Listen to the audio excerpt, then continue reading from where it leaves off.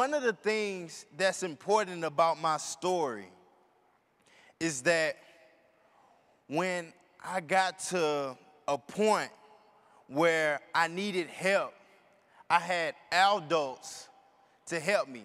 Now, a lot of stuff in this conference is geared towards teenagers and young adults, and a lot of stuff is geared towards adults. But when we come together at a conference like this, we are all together because we all want to learn. So one thing I challenge you with, because this past summer, I received a National Community Service Award, and I had the opportunity to speak in Washington, D.C. I received the Jefferson Award for Public Service in Washington, D.C. And one of the things that is beautiful, and one of the reason why I love my mentor, Pat Rosenberg, and Mr. Gary Eagleton, is because my dad is 72. I'm 20 years old. Miss Pat is not a young person. Mr. Eagleton is not a young person. But one of the things that is so beautiful about the relationships, and this is why you come to the conferences, because as of right now in the status quo, the gap between my generations and the rest of y'all generations is so big apart.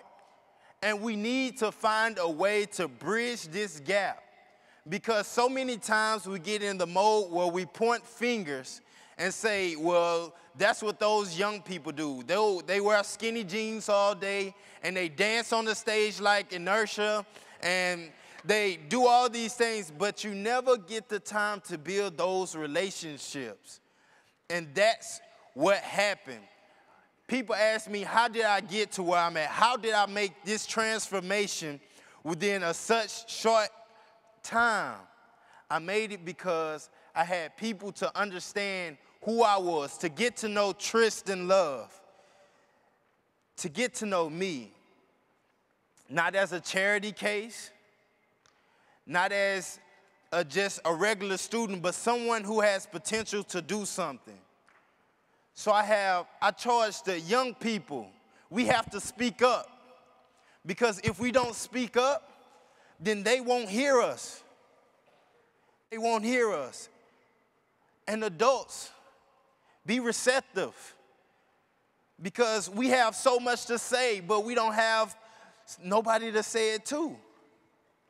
We have so many people jumping down our throat, but we don't have no one to listen. You know, my grandma always said, you have 2 ears and 1 mouth for a reason. You need to listen twice as much as you talk. So, and I think that's very, very important when it comes down to binding these two generations. And that's what Search Institute, that's what these conferences do. Think about this. I really need you to think about this. 3 years ago, I was sitting at this same closing assembly, listening to a keynote speaker on the stage.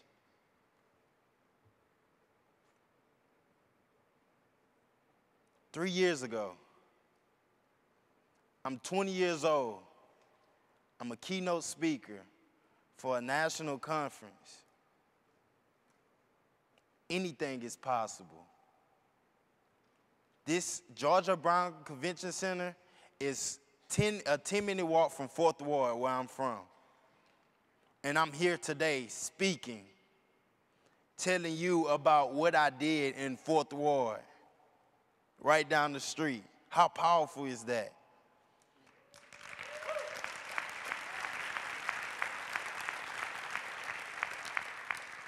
Next year, I might not be the keynote speaker. Somebody in this audience will. Who will it be? We all got stories. And I'm not limiting this just to adults, just to children, just to young teenagers, just to young adults. Everybody in here got a story. We all had a fall. We all failed before. We all failed before.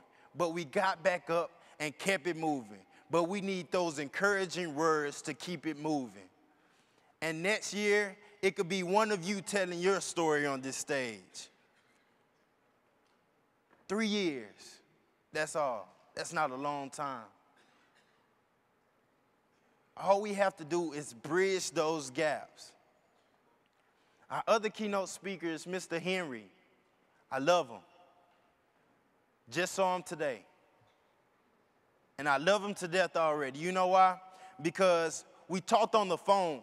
And when you build relationships on the phone, it matters not how your physical appearance is.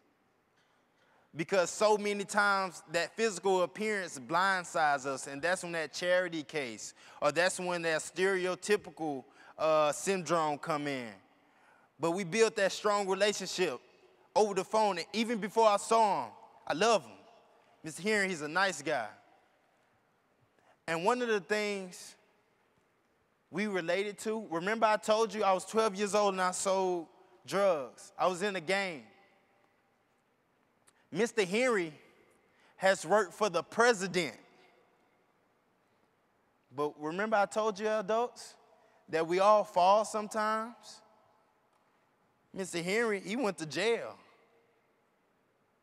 when he was younger for the same stuff I did. But it takes that spark. It takes those relationships. It takes those networking. It takes those connections. And look at him. Hold it, Tristan. Hold it. Now, there's one thing about public debate. You don't be giving your brother's stuff up in public. Now, I was here to dazzle this audience. Now everybody's looking at another drug addict, brother. Okay. I mean, my, Tristan, my man. I love my brother too. Just as we know that there's a hunk of lot of love in this room between all of us. And this isn't a nooey-gooey closing. This is what is a big tent. What is a big tent? A big tent is,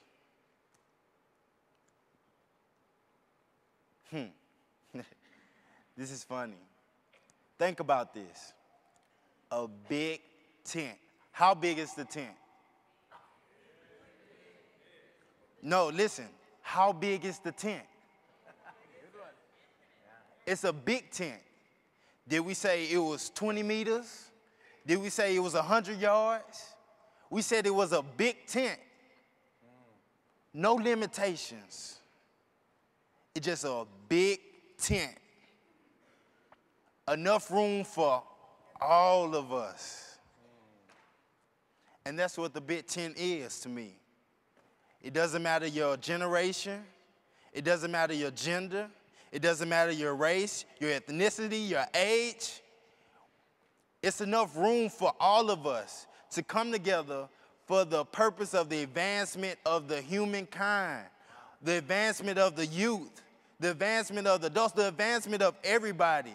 And we don't care who takes credit, because under all, we are the big tent. We don't care about credit, because we're the big tent, and that's what it means to me. Everybody. Everybody. Give it up for my man.